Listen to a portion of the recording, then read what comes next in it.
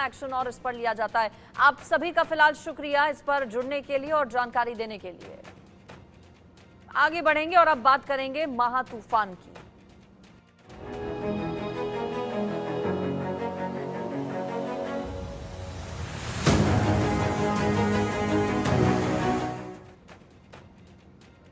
बात चक्रवात रेमल की। पश्चिम बंगाल के आपको बता दें सुंदरबन और साथ ही साथ दीघा इलाके में इस तूफान का जो डाउनफॉल है उसके बाद तबाही का मंजर देखने को मिला। कई पेड़ टूटकर गिर गए, साथ ही साथ 135 किलोमीटर प्रति घंटे की रफ्तार से तेज आंधी और हवाएं चली, साथ ही साथ बहुत तेज बारिश भी वहां पर देखने को मिली। हालांकि आज खतरा थोड़ा सा टला हुआ नजर आ रहा है और इस सबके बीच राज्यपाल की ओर से दौरा भी किया गया है। चक्रवात रेमल से प्रभावित क्षेत्रों का दौरा राज्यपाल की ओर से किया गया। सीवी आनंद बोस ने हालात का जायजा लिया। राजभवन के रैपिड एक्शन फोर्स मौके पर मौजूद रहा। इस दौरान चक्रवात रेमल से प्रभावित जो इलाके हैं वहां पर राज्यपाल सीवी आनंद की तरफ से जाकर खुद जायजा लिया गया।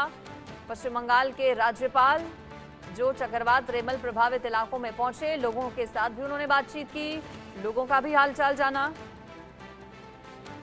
रैपिड एक्शन फोर्स मौके पर राजभवन के इस दौरान राज्यपाल के साथ मौजूद रही। चक्रवात रेमल से कई इलाके ऐसे हैं जो कि बुरी तरह से प्रभावित हुए हैं। कल डाउनफॉल हुआ इस चक्रवात तूफान का, रेमल का। पश्चिम बंगाल में तूफान का असर इस तरह से कि एक व्यक्ति की मौत भी हो गई है।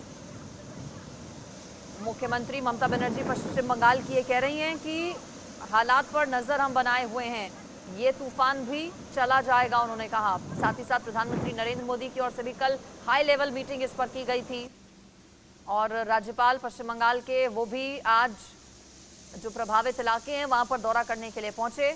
सीवी आनंद बोस ने हालात का जायजा लिया ग्राउंड पर खुद जाकर।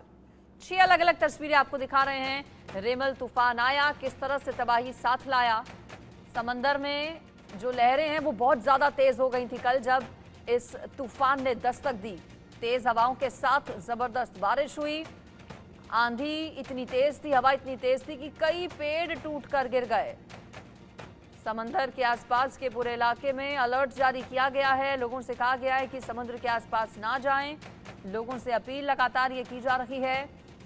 कल वो तस्वीरें भी हमने देखी थी जब पूरे इलाके को समुद्र के आसपास जो टूरिस्ट पहुंचे हुए थे उन सबको वहां से हटाया गया था और खतरा अभी टला नहीं है।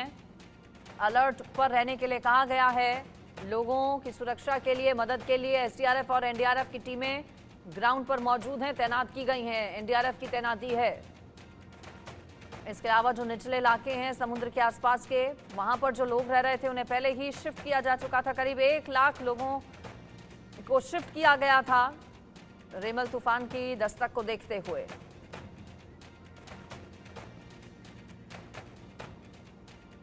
पश्चिम बंगाल तूफान का जबरदस्त असर देखने को मिला। घर की छत टूटने से एक व्यक्ति की मौत हो गई। कई जगह तेज आंधी की वजह से पेड़ उखड़ गए।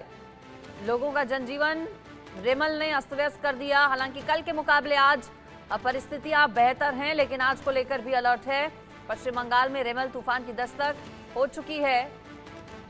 खासतौर पर सुंदरबन के आसपास का इलाका सबसे ज्यादा प्रभावित है। रैनिक इस पर मेरे साथ जुड़ गए हैं, सीधा उनके पास अब आपको ले चलते हैं। रैनिक, फिलहाल अपडेट क्या है?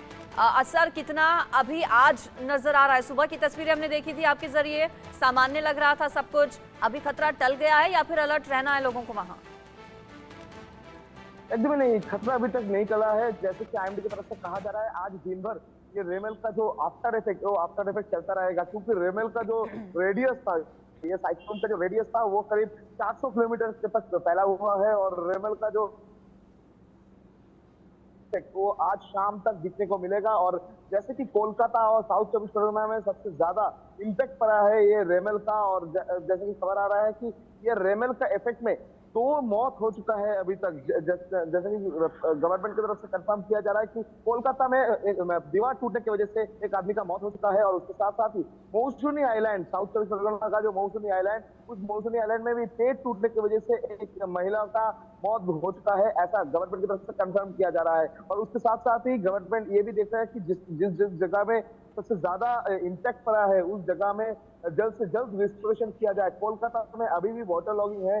कोलकाता का बहुत सारे रास्ते में अभी पानी जमा हुआ है। मेट्रो का जो परिसेवा वो परिसेवा बंद कर दिया गया है, क्योंकि मेट्रो के अंदर भी पानी जमा हुआ है। और उसके साथ साथ ही south section, Sealdah south section का हर एक ट्रेन को रोक दिया गया है, ट्रेन कैंसिल कर दिया गया है, क्योंकि साउथ सेक्शन में पेड़ गिरा है और उसके साथ तार भी टूट चुका है। और इस वजह से शियालदह साउथ सेक्शन का ट्रेन को भी बंद कर दिया गया है। यानी रेमल का जो इफेक्ट वो आज दिन भर दिखने को मिलेगा। आप देख ही सकते हैं कि अभी भी बारिश चल रहा है और दीघा में अभी भी बारिश चल रहा है। और दीघा का हर एक जगह में पानी का जो लहर, वो पानी का लहर इतना फैल चुका है कि जो गांव है, जो जमीन है, उस जमीन में समुद्र का पानी घुस गया है, ऐसा ही खबर आ रहा है। और उसके साथ साथ ही मैं आपको एक सबसे महत्वपूर्ण चीज की ये पूरा घटना को देखते हुए प्रशासन की तरफ से अभी सबसे ज्यादा इम्पोर्टेंट है कि रिस्टोरेशन का जो प्रोसेस, वो रिस्टोरेशन का प्रोसेस जल्द से जल्द चालू किया जाए, क्योंकि बहुत सारे जगह में